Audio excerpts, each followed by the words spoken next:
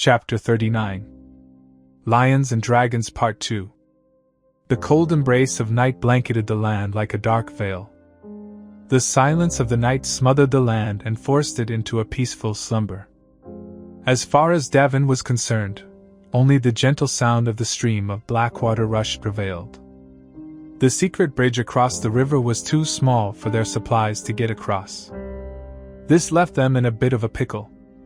Despite having the advantage of substantial food stores owing to the support of the Reach, the Lannister army under his command was cut off from some major supplies.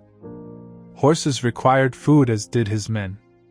He could only carry so much on horseback as the bridge was too narrow for supply carts to cross. Unfortunately, this little detail forced him to leave his supplies under the care of Tyrells. The lack of supplies was going to be a problem if they linger longer. But he won't commit his armies without getting proper word about the enemy camp on this side of the bridge. The last thing he wanted was to waste men against defenses around the enemy camp. He won't underestimate the foreigners like Lord Tarly and lose the war before it even began. He'd approach the enemy under the assumption that they were formidable and they'd pose a challenge to his army and tactics. Why is this taking so long? Daeron thought, as he began pacing impatiently outside his tent. Becoming impatient with waiting for the scouts, Daeron decided to seek out the men charged for restoring a damaged barge they found nearby. If the barge could be restored before daylight, then he might find some use for it. Finch! He called for the captain of his guards. My lord. Stay in my tent. The moment the scouts return, I want to be informed. Of course, my lord. Leaving his tent, Daeron found the men near the banks of the Blackwater fast at work. Walking towards the river, he noted the current was quite strong in the river. Good. Once the barge is finished, the strong current can transport the barge through the Blackwater and sow chaos inside the enemy camp. Daeron thought. The fires lit near the river made it possible for Daeron to observe the progress so far. Speed it up. The faster you finish, the faster you can rest. We have a war to fight. Daeron ordered, gaining the attention of the men. Some of his distant cousins overseeing the repairs looked uneasily amongst themselves. Seeing this, Daeron looked exasperatedly at the night sky, lamenting the lack of skill and experience among his knights and squires.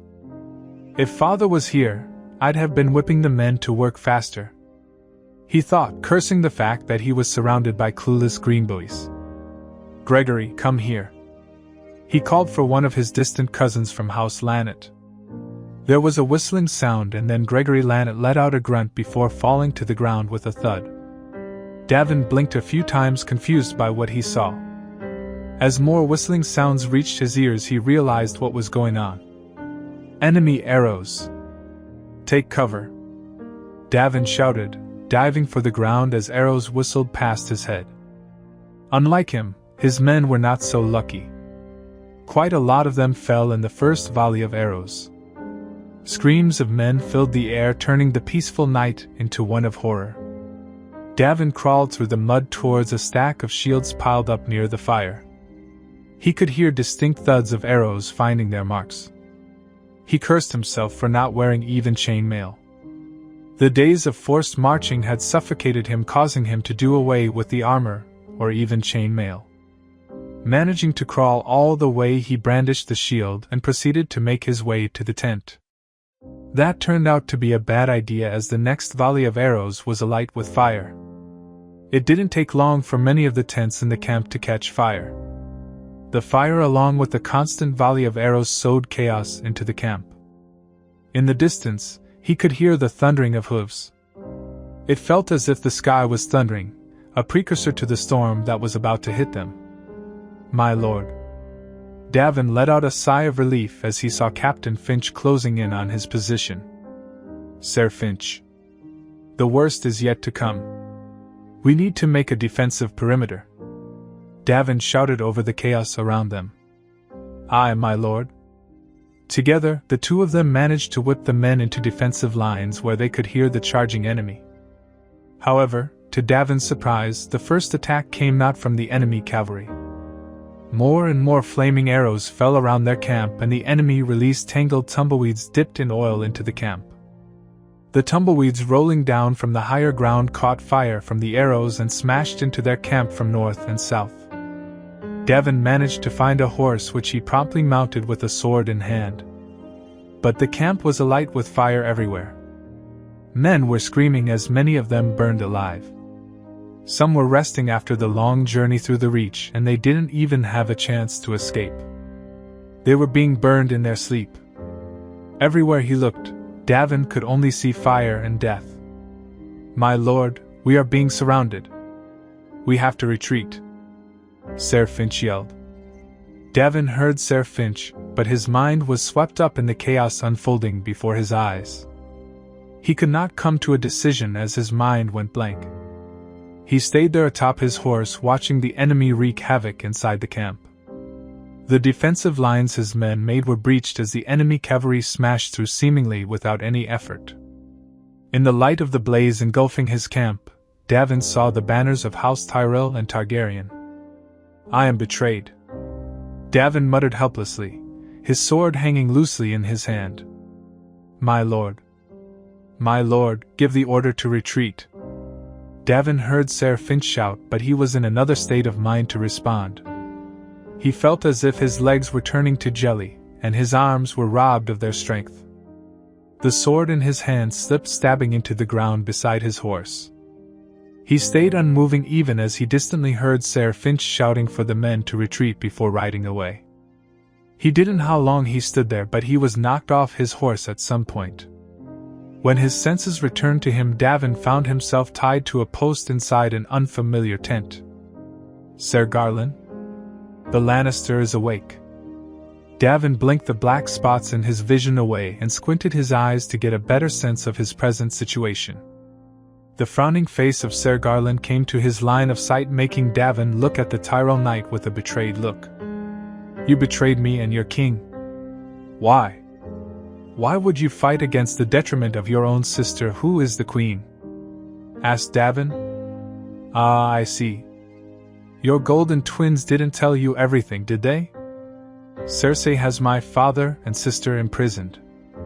There has been no word of Loras, but if the rumors are true, then he died in the fire. House Lannister shall reap what they have sown," said Sir Garland, before turning to take his leave. "Wait," Daeron called, stopping Sir Garland in his tracks. "What happened to my men? Did anyone escape?" "They tried. I'm afraid the Dragon Queen's unsullied troops boxed them in. While they are foreign savages, I have not seen such excellent disciplined foot soldiers.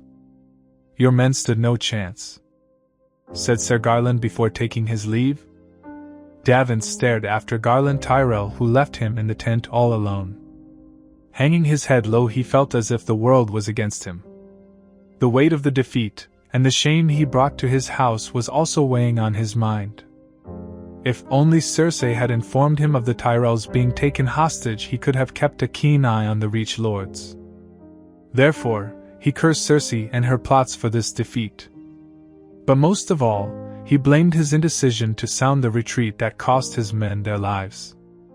XXXXXXXX, the bells are ringing. Congratulations, Varys. You have a working pair of ears, Tyrion said, keeping his eyes on the encampments along the city walls. He could see the city watch and whatever Lannister soldiers his sister could cobble together along the walls.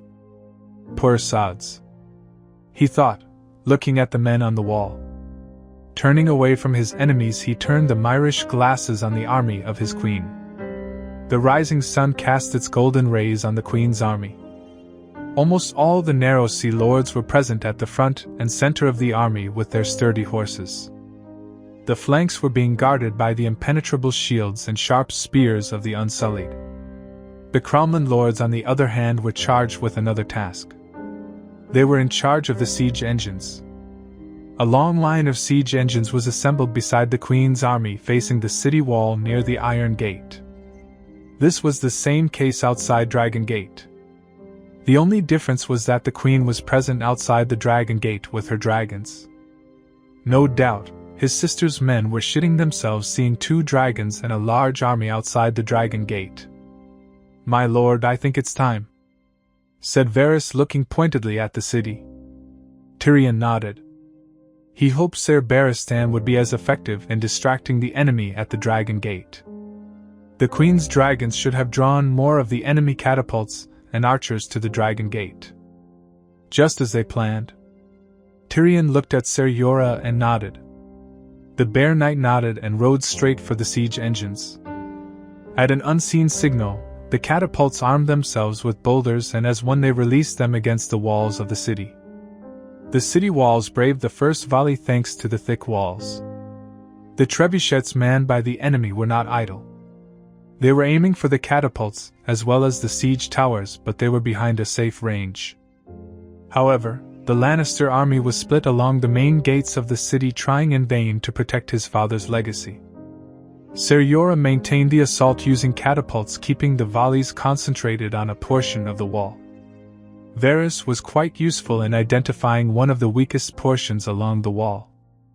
For hours, the assault continued until Tyrion watched the Unsullied move the siege towers towards the wall. The siege towers were filled to the brim with archers, crossbowmen and spearmen. Tyrion gave the signal for the catapults to move in and increase their range. The boulders were no longer concentrating on bringing down the wall. Instead, the catapults were now aiming at the ramparts along the wall. More specifically, they were now taking down the enemy siege engines, which were already very low in numbers. We'll have to thank Cersei for the poor defenses of the city. While the wildfire surely took many an innocent life, it has also sapped the city's armory and resources.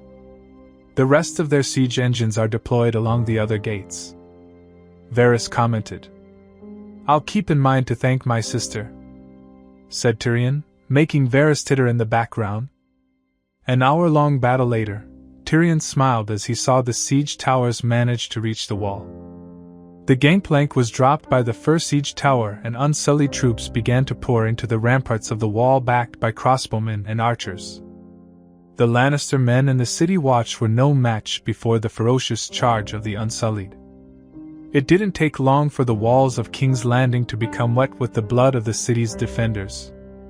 If only you had surrendered the city, Cersei, Tyrion thought, a pinch of sympathy for the fools who were dying because his sister was lusting for power. The Unsullied made quick work of the Lannister men and the city watch, but they could not gain access to the gate. Tyrion was keeping his eyes on the wall, and he noticed the Unsullied were not even attempting to go for the Iron Gate. There must be more troops waiting on the other side of the wall if the Unsullied are not attacking the gate, he theorized. Tyrion sent a messenger to the Unsullied to have their troops focus on other parts of the wall. After that, he ordered the bombardment of the wall once again. It took almost 6 more volleys of boulders to bring a portion of the wall down. A portion of the wall came crashing down with a deafening sound. When the dust settled, he could see the city through the breach in the wall. "I believe you have achieved something marvelous, my friend. You are the first person in history to breach the walls of King's Landing through a siege," said Varys. But Tyrion was not satisfied with anything of such sort. He no longer wanted fame or glory added to his name. All he wanted was to tear down everything his wretched father built. He wanted Tywin's legacy to burn to ashes. It should be as if Tywin Lannister never existed in this world. "Give the order. We shall take the city in the name of the Queen," Tyrion ordered. His mismatched eyes glinted with malice as he watched the Queen's army moving towards the breach in the wall. It'll only be a matter of time before he enters the city. He wanted to make sure he greet his family properly, befitting their station.